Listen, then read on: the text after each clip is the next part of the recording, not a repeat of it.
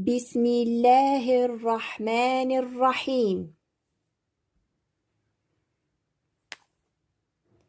الدرس الأول: